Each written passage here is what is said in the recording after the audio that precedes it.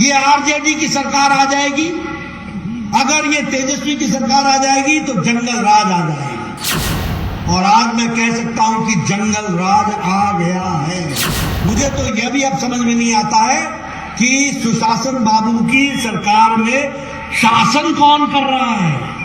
इसलिए मैं आपसे निवेदन करने के लिए आया हूं। सारे विकास के आयाम यहां पर बिहार में हम लोगों ने आगे बढ़ाने का काम किया है, लेकिन हां, जब मैं बिहार के चुनाव में आया था तो मैं आपको आगाह करता था कि अगर ये आरजेडी की सरकार आ जाएगी, अगर ये तेजस्वी की सरकार आ जाएगी तो जंगल राज आ जाएगा। और आज मैं कह सकता हूं कि जंगल राज आ गया है, आ चुका है।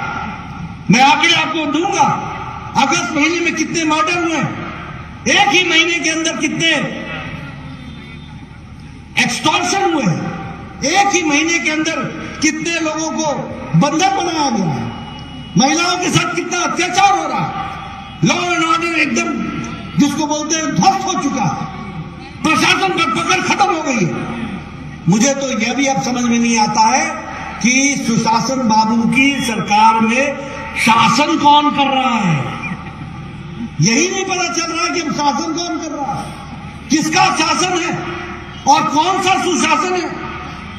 बिहार की व्यवस्थाएं चरमरा गई हैं, बिहार की व्यवस्थाएं प्रशासनिक दृष्टि से ठप हो गई हैं और केंद्र सरकार की मदद के बावजूद भी बिहार आगे नहीं बढ़ पा रहा। और इसीलिए मैं आपसे अपील करने आया हूं, मैं आपसे निवेदन करने आया हूं, मैं आपसे गुजारिश करने आया हूं, मैं आपसे अर्ज करने आया हूं कि समय आ गया है जब बिहार को भारतीय जनता पार्टी विशुद्ध रूप से आगे ले जाए।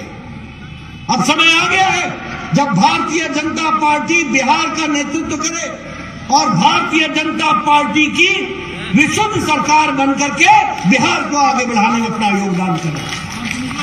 बताइए, आप लोग इसमें आगे बढ़ेंगे ना? आप लोग आगे बढ़ेंगे ना? करेंगे ना? मैं इधर से सुनना चाहता हूं, बिहार की जनता कमल के निशान को आगे बढ़ाएगी, बढ़ाएंगे।